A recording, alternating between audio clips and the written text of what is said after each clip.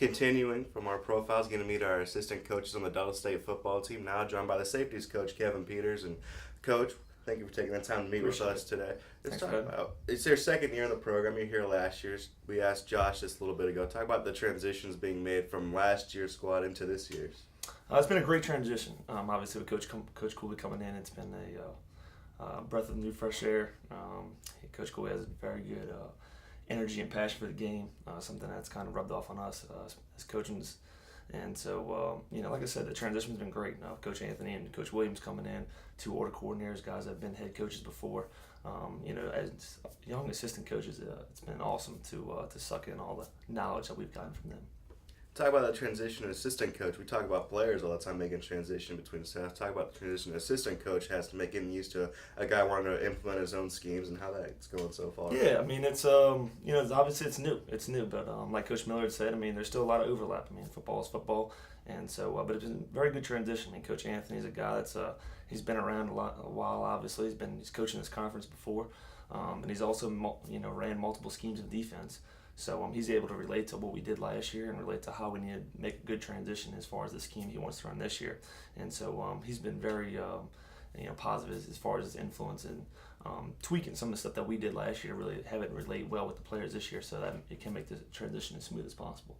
And you play college football yourself as well. So let's talk about, we see you at practice too, get excited with the defense. How about that excitement for the game, not going away as a player when you're done, but transferring that as a coach as well to keep your guys pumped up. Yeah, I mean, I'm probably one of the youngest coaches on the staff, and so I got to be the most energetic. I feel like I'm fortunate enough to have one of the most experienced groups on the team, not just on the defense, but as the team as a whole with the safeties.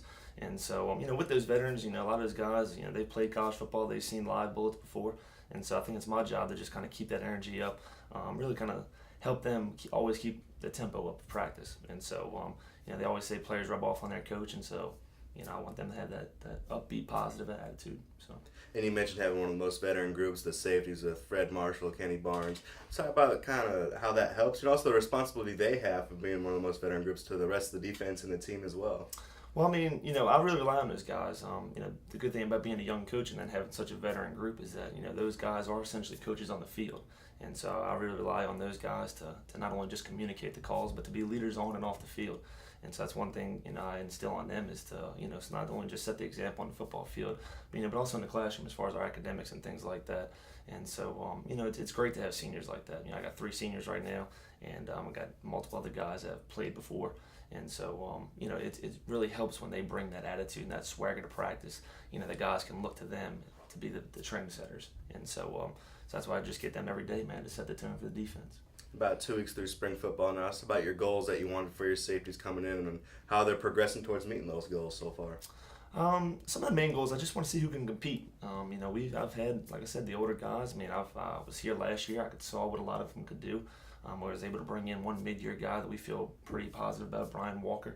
And so, the main thing for those guys is, like I said, starters will kind of play itself out. Those guys will earn their positions throughout the spring as we get into fall.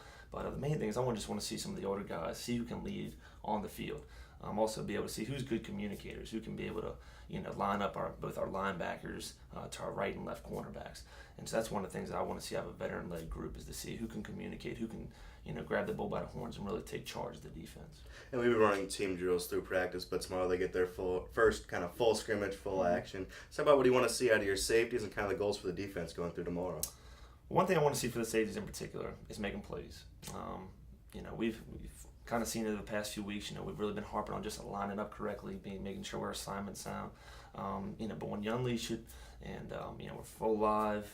Every period, the whole scrimmage will be live. So main thing I want to see playmakers. I want to see guys breaking on balls, flying downhill, making open field tackles. Because a lot of that stuff, we can go live periods in practice, but it's just not the same tempo. This will have a lot of a game type vibe, and so I really just want to see guys cut it loose and go make plays. Well, Kevin, appreciate you joining us today. Absolutely. Good luck throughout spring. Appreciate it. Thanks so much for having me.